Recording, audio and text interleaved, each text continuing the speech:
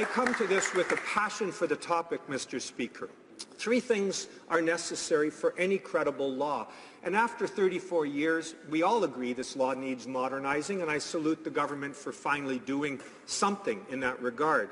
First, it has to have a clear statement that information is a right, and secondly, that there have to be exceptions to the rule of openness that are narrow and have to demonstrate some harm from the disclosure.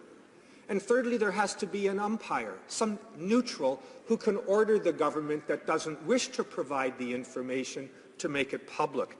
Those are the three things by which any reform must be evaluated. And sadly, this bill comes up short.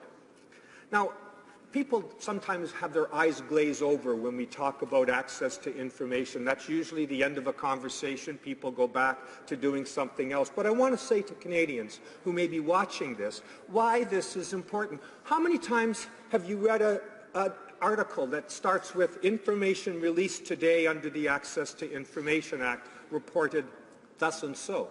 Well, the answer, Mr. Speaker, is frequently. The Globe and Mail used the Access to Information Act for its April 2016 investigative series Unfounded that revealed that the police had been dismissing 1 out of every 5 sexual assault claims as baseless. It took a year to get the information. The delays are ridiculous, and I'll come back to that. But that was the tool that was necessary for Canadians to understand what their police were and weren't doing about sexual assault. Just last week, the CBC reported that the Prime Minister's controversial Bahamas vacation cost Canadians over $215,000, far more than was initially disclosed to Parliament. That came about through a document released under this Act.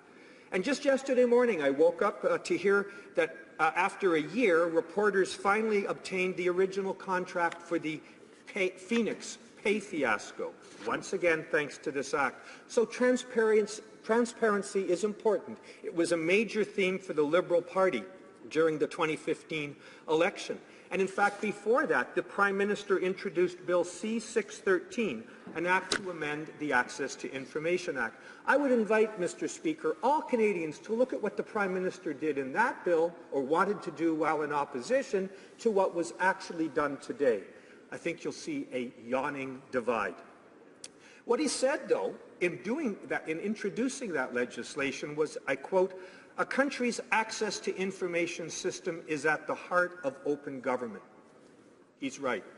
Our Supreme Court also said that what we're talking about today is, in fact, quasi-constitutional in nature. This isn't an ordinary bill. It's something that courts have recognized as essential to an open, modern democracy.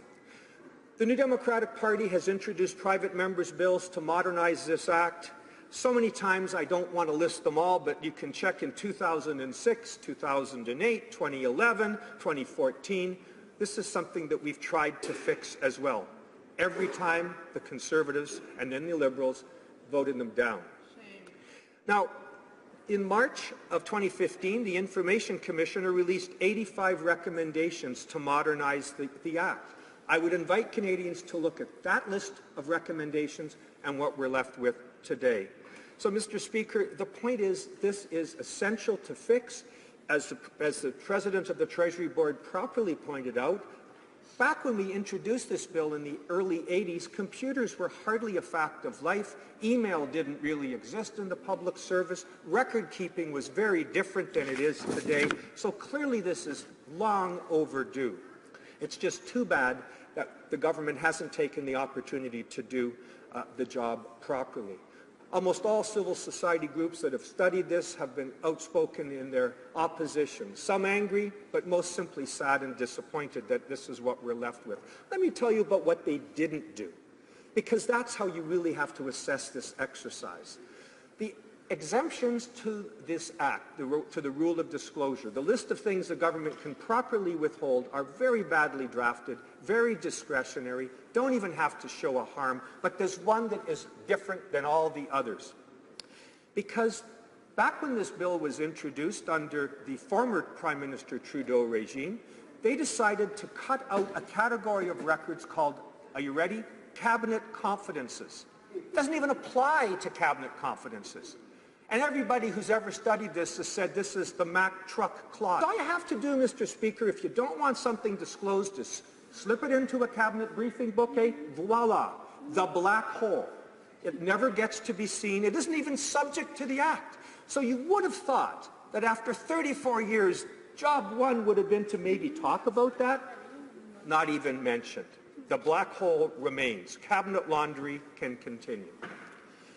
Information delayed is information denied.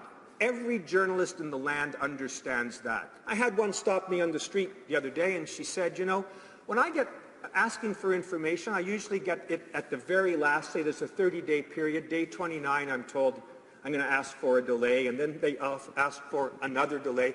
And if she complains to the Information Commissioner, well, that office is swamped. It might take several months to get the story out.